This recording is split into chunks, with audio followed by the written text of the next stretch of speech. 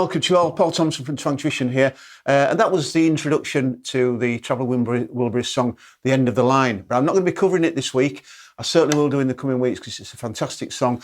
But at the request of several people, I'm going to go into a little bit more detail this week on those chord triads that we've covered over the last few weeks and last few tutorials. I'm going to go into more detail of the shapes, the positions, how they're made up, and probably most importantly, which notes make those chords up.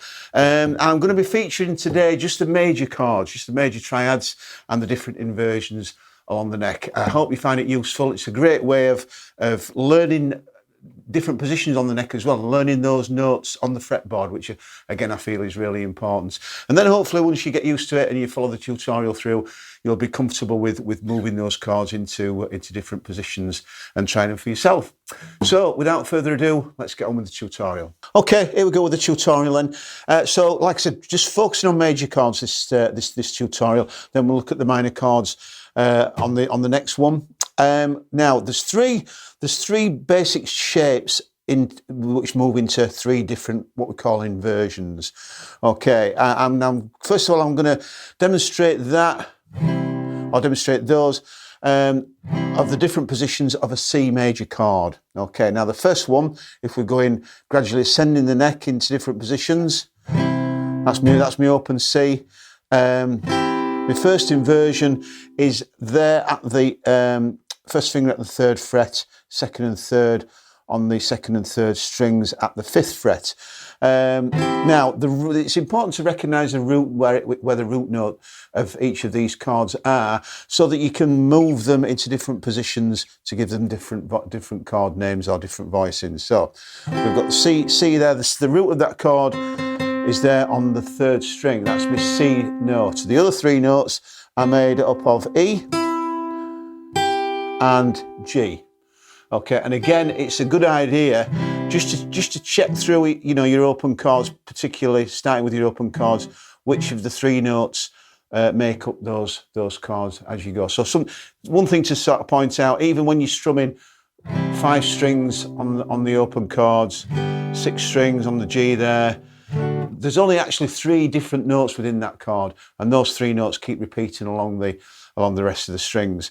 So like I said, with the C major chord, we've got C, E and G, and if I demonstrate that around what I was just talking about, on the open C we've got C, E, G, then we've got another C and another E. So basically in guitar, when we're playing guitar chords, we need at least one of those 3 notes, but any number will do in any different order. As long as we've got those 3 notes within the chord, then it's going to sound like a C major chord. There we are. So there's my C root note there, my E and my G. Okay, now the next inversion from that, or just also to say, for those of you that know your bar chords, that shape is taken from that A shape bar chord there, like so. And we're just taking the top 3 strings. I've mentioned that in a few of my previous videos. We're just taking those top 3 strings, which give us that little C major triad. The next one, we're moving up to the 8th fret, and this is taken from, you could look at it as an F shape. Okay, when we learn that tricky F down at the 1st fret there, we'll learn that tricky F. That can be moved as well into any different positions. Now the root of your C now, we're still in the C major, the root notes change position. It's now on that 1st string. That's my C, that's my G, 2nd string G, 3rd string E there. Okay, still a C major chord. The inversion means the notes have changed around in the order. Okay, so there we go. Again, that's taken from it could be taken from a bar chord shape there, my E shape, or many of you will recognise it from the F. And we can play a 4-stringed F shape. It still gives a C major, but for the purpose of this tutorial, I'm going to keep to 3-string triads there. Okay, so that's my C 2nd inversion, and then my 3rd one is a D. If you notice, I'm using my open D shape there. Again, perfectly valid to move it anywhere on the neck on the 3 strings that the D shape is using. And again, the inversion says that the notes have switched order again. So this time, my root note is there on the second string. That's my C, third string G, first string E. And even though they're all C chords, they have a slightly different sound. Whoops, don't want the fourth string there. Because not only are the notes changing position, we're also getting higher up, so we get a nice different sound to the chords there. So I've highlighted there where each of the root notes are. Now I'm going to go through a few other open chord shapes and then place them into the same different inversions. So if we take an A chord, my first A inversion is there at the 5th fret. Again, my root notes on that top string. A is made up of A, E, and C sharp.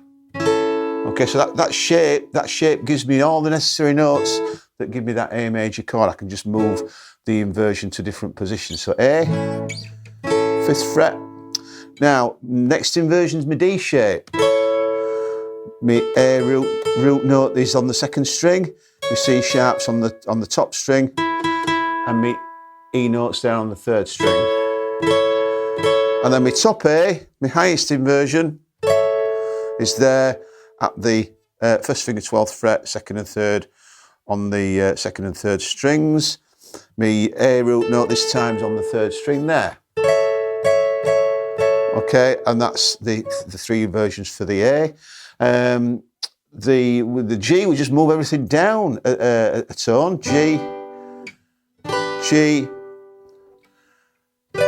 G, and there we have it. So all these little inversions can be moved into different positions. The crucial thing is knowing where your root notes are particularly, and then it's a good opportunity just to work through your triads and find out what three notes each of those major chords uses. And then, like I said, with the tutorial then, we can put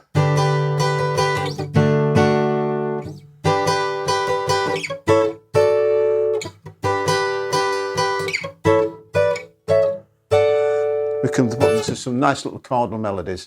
And I'm going to be covering that tune at some point, so watch out for that. There we have it. Those are the major chords. We'll leave it there for now. And in the coming weeks, we'll be looking at the minor shapes as well. And then we're going to be putting them all into. I'm going to be showing you how to mix and match those major and minor triads as well. So it should sound great. Well, there we have it. I really hope you find those chords useful. I'm going to be doing lots of different chord voicing tutorials in the coming weeks and months because they're always valuable, always important to know different chord positions and voicings. Don't forget, if you're new to the guitar or wanting to learn, please check out my 26 lesson beginners online guitar course. It takes you from being a complete novice, never having picked up a guitar before, through to a really decent level, and there's tons of stuff, tons of songs on there as well. It works out at less than £4 a lesson, so that'll get you cracking. Please also subscribe to my channel if you haven't done so already for free weekly tutorials. Follow us on all the social media channels, Facebook, Instagram, Twitter, TikTok, and the rest of it.